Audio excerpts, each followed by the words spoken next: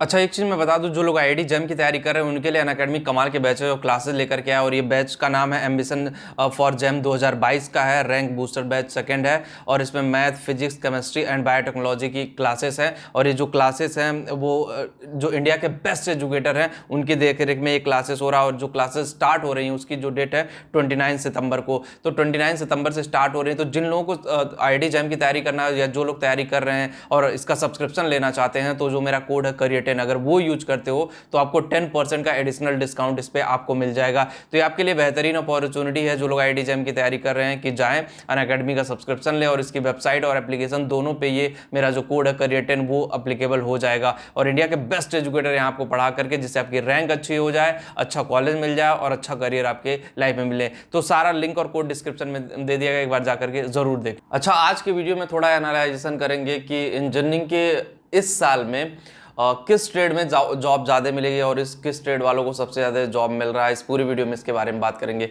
देखो, जब हम इंजीनियरिंग ट्रेड की बात करते हैं तो बहुत सारे लोगों के क्वेश्चन ये भी होते हैं कि सर बेस्ट ट्रेड कौन सा है। अब देखो, बेस्ट ट्रेड वही होता है जिस ट्रेड में आप 100% इंटरेस्टेड हो, जिसमें आपका मन लगे, जिसमें आपको लगे कि नहीं मुझे ये ट्रेड करना चाहिए। इस ट्रेड से इंजीनियरिंग करने के बाद मैं बहुत कुछ कर सकता हूँ, तो वो चीज़ें बड़ी मैटर रखती हैं। और बहुत सारे लोग होते हैं कि अनवांटेड डिसीजन लेते हैं, भैया ने ये ले लिया, उसने ये ले लिया, इसने वो ले लिया, इस टाइप की चीज़ें करके जो लोग लेते हैं ऑब्वियसली करियर लंबा नहीं चल पाता है। ये 100% मेरी तरफ से 100% मेरी तरफ से ये जान लीजिए कि ये अप्रूवल दिया गया है कि अगर आपने बिना अपने इंजीनियरिंग ब्रांच को एनालाइज किए ले लिया कि आपका इंटरेस्ट नहीं है, तो चीज़ें कॉम्प्लिकेटेड हो जाएंगी।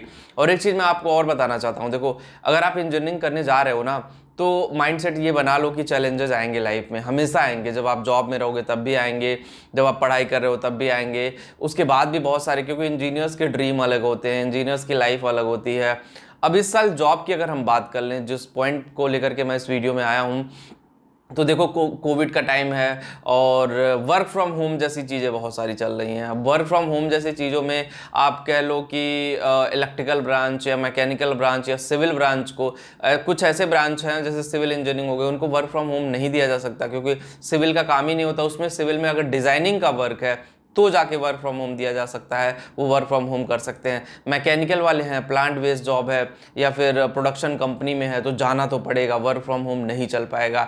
तो ऐसे लोगों का वर्क फ्रॉम होम होना थोड़ा सा मुश्किल है। उसके अलावा अगर हम इलेक्ट्रिकल वालों की बात कर लें, उनकी भी इंडस्ट्री में ही ज़रूरत है। अगर वो R&D करते हैं या फिर डिज़ाइनिंग से रिलेटेड कुछ पार्ट कर रहे हैं, उसी तरह से मैकेनिकल में भी अगर डिज़ाइनिंग से रिलेटेड कुछ वर्क कर रहे हैं, तो ऐसे लोगों का वर्क फ्रॉम होम हो सकता है, जॉब उनके घर से चल सकती है। लेकिन जिन लोगों की जॉब ऑफिस में ही जाके या इंडस्ट्री में ही जाके होती है, ऐसे लोगों का जॉब वर्क फ्रॉम होम नहीं हो सकता। तो अगर हम रेशियो देखें, कंप्यूटर साइंस और इंफॉर्मेशन टेक्नोलॉजी दो ऐसी ब्रांच है जिसकी जॉब घर बैठे हो सकती है।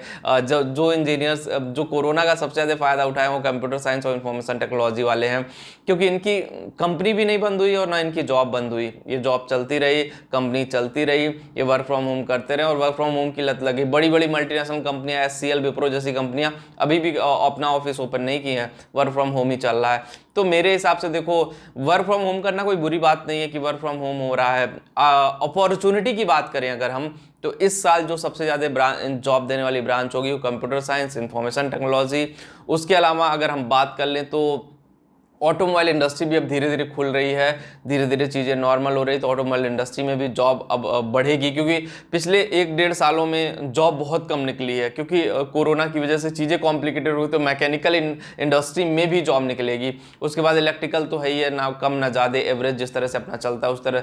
इलेक्ट्रॉनिक्स इंडस्ट्री में भी मैन्युफैक्चरिंग यूनिट्स बढ़ रही हैं, तो मैकेनिकल और इलेक्ट्रॉनिक्स के लिए भी स्कोप है, क्योंकि बहुत सारी मोबाइल कंपनीज हैं अपने असेंबलिंग, मैन्युफैक्चरिंग जो भी है वो इंडिया में लेके आ कर रही है, मेक इन इंडिया के कॉन्सेप्ट को आगे लेके जा रही हैं।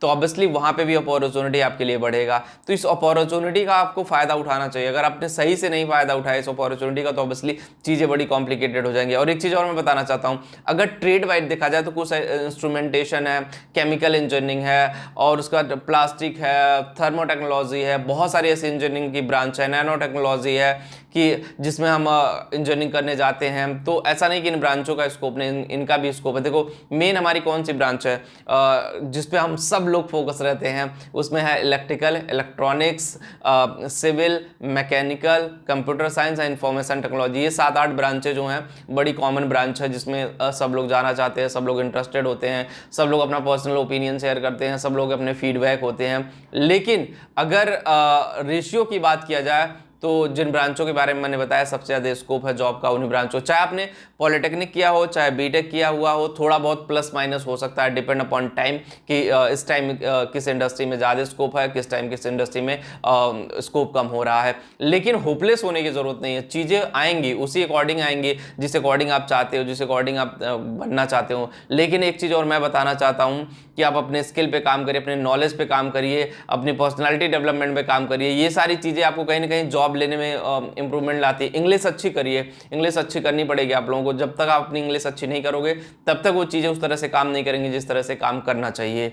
तो बस ये वीडियो में थोड़ा सा मेरा सजेशन था, होप आपको पसंद आया होगा। जो लोग करियर चैनल पे फर्स्ट टाइम आए हैं, टेलीग्राम पे भी जाके ज्वाइन करें और यूट्यूब पे भी सब्सक्राइब जरूर करें। Thank you.